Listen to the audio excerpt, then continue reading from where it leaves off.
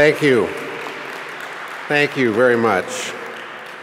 Bruno, that was a very gracious introduction. Thank you. I wish most of it were deserved, but I'll take it in any event. Thank you to the Deming Center, to all of Columbia University. It's a real honor to be here tonight and to be recognized by this fine institution. I also want to thank Indra Nui in absentia. It was a great video that she did. The partnership between Marriott and PepsiCo has been extraordinarily long-lasting and extremely important to Marriott. In fact, the day we announced the acquisition of Starwood in late 2015, I should say Marriott was a Pepsi shop and Starwood was a Coke shop. We sent our press release out about 6 a.m. on Monday morning. I heard from Indra at 6:17 a.m. I heard from Muhtar Kent about noon. And sometime later, I was on a CNBC interview, and I explained that I had heard from Indra Nui and Muhtar Kent the day we announced the transaction. I had an email from her instantly saying, you could have at least said that I called him, or I reached out to you 4 hours before you heard from Coke. But it's a sign of her relentlessness as a leader and of our friendship as well. It's also a great honor to share the stage with Jeff Immelt, a lion of a leader at GE. We've watched you, all of us, from afar for many years, and we're grateful for the great leadership that you gave to General Electric over not just your 17 years as CEO, but your 36 years at the company, and wish you incredible success in the next stage of your powerful career. A special thanks to the Marriott team. We've got a couple of tables of Marriott leaders here. You guys honor me to be here, and you know you deserve this credit every bit as much as I do. They are leaders from our hotels here in New York and from our headquarters in Bethesda, Maryland. They, like me, are extraordinarily proud to be associated with this company. And we've had three of our hotel owners here tonight, Mitchell Hochberg, Mahmoud Kimji, and Harry Gross, all of whom own fine hotels in New York City that are part of our family. It's especially gratifying to be receiving an award from the Deming Center, an organization focused on operational excellence. Marriott, now celebrating its 90th year, is quintessentially an operating company. It is deep in our DNA and has been for a very long, long time. When we acquired Starwood, closed about a year ago, we were acquiring a company that had very different DNA. It was an excellent operating company, but their passion was really about marketing and branding. And we thought, let's find a way to bring these two platforms together and not lose any of the focus that we have historically had on operations, but make sure we continue to buttress and add to the areas which are changing so quickly. Speaking of change, there's never been a time of faster change than the one we're experiencing today. And all of us see it in the work that we do. We gather around our management tables or our hotels, and we talk about how dramatically our method of communicating with our customers and our associates is changing, how we need to invest in technology, what's happening with new brands, how we disrupt ourselves so that somebody else doesn't disrupt us. And the conversation is remarkably different from the one that we had just 10 years ago.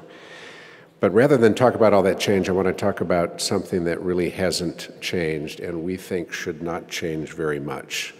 And that is our focus on our people. We have about 700,000 people that wear our name badge every day around the world in 120 or so countries. We are blessed that many of them make their careers with us, and we want them to make their careers with us. We know that we can't succeed in our business unless our people are succeeding in their jobs. When the Marriott senior family founded the company in 1927 as a 9-stool A&W root beer stand in Washington, D.C., they fairly quickly adopted the phrase, take care of your associate, and the associate will take care of the customer, and the customer will come back again and again. It is a phrase we use today as much as it's ever been used in the past, and we want to make sure that we live those values. How do you do it? How do you take care of associates in a way that causes them to take care of the guests so that they come back again and again? Our hotel general managers and hotel teams that are here know this in their deep souls better than I ever will. but it is a mix of things that we do. Mr. Marriott told me when I first started talking to him about the company that training is an enormously important piece, not just because of the education it delivers, but because by training we're investing in people, and what people feel and see is that you care enough about me to invest in what I'm doing. Whether I'm a housekeeper or an accountant or a general manager or a brand executive, that training is an investment in me, and it causes a response of appreciation.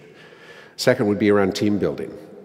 How do you create a team that is pulling together rather than not necessarily even trying to pull together? And we all know what this is about. It's about shared ownership. It's about participation.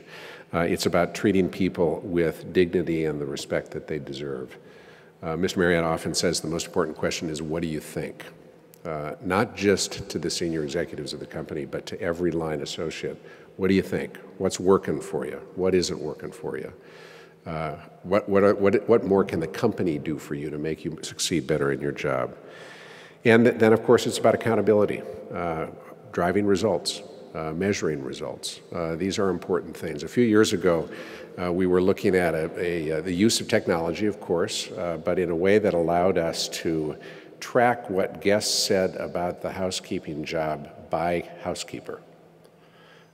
So imagine you're staying at the Marriott Marquis just down here in Times Square, and the guest survey comes back, and we can roll those guest surveys up and know that Emma, the housekeeper, was getting a certain set of scores from her guests.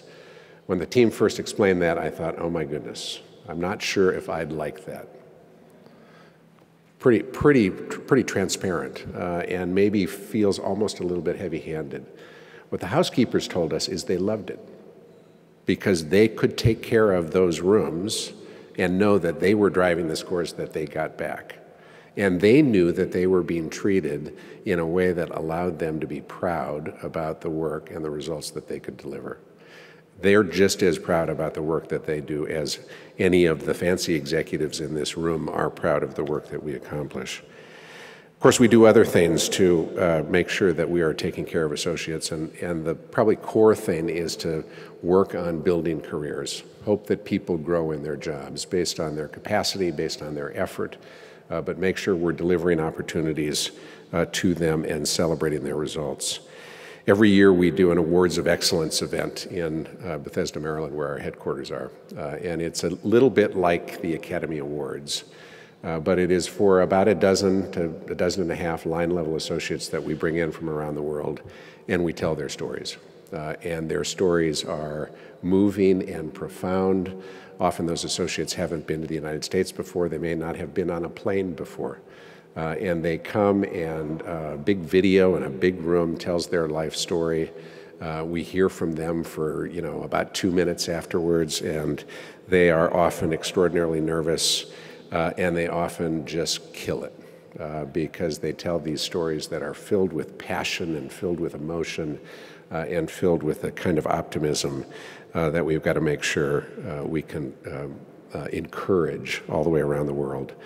One of my favorite recent stories, I was in Chicago not so long ago, and as I got picked up by the Chicago team at the airport, we were talking about which hotels we were touring and which hotel owners we were going to see.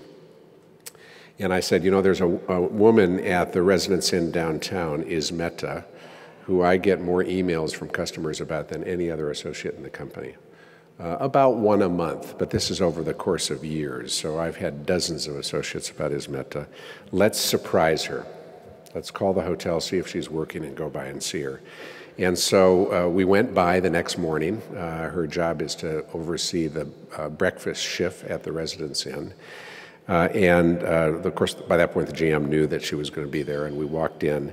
And Immelt did for me what she does for all of her guests every day, and that is she made me feel like $1 million, even though I was there to say thank you to her. A woman who came from Bosnia, lost her family in their conflict 20 years ago. All but one brother were killed. She worked her way to the United States and now works about 35 hours a week at a Residence Inn, and she is so proud of her work, and she is so proud of what she delivers every day to the guests, that it is infectious. And because it's infectious to her, she gets joy from her work. She gives joy to the folks that she gets to serve. In the last few weeks, I've been at a few different events where I've had the opportunity to speak or to be interviewed at the stage. Two of them struck me as being sort of interesting. One interviewer started the set of conversations by talking about the sacrifice of being a CEO, and that was going to be her theme of the conversation. I was politely disagreeing with that. Of all the things that I describe my job as, sacrifice does not rank very high. Another panel I was on, a person stood up and said, are CEOs today the moral leaders, or should they be the moral leaders of society? And I think that was framed in the context of this enormously complicated world we live in, which seems to be searching for leaders. Now, I don't think sacrifice is the primary aspect of my job. I also don't think that we necessarily can be moral leaders beyond what we must do to run our companies and to lead our companies. And hopefully we all do that with integrity and with a point of view about the long term. But if we can do it in a place where the stories like Ismetta's are told over and over again and lived out over and over again, we can take extraordinary joy from the work we do, the operational work that we do every single day. And it's a gift to me and a reason I love so much the job I'm blessed to have. And again, I'm honored to be here with the Deming Center. Thank you very much.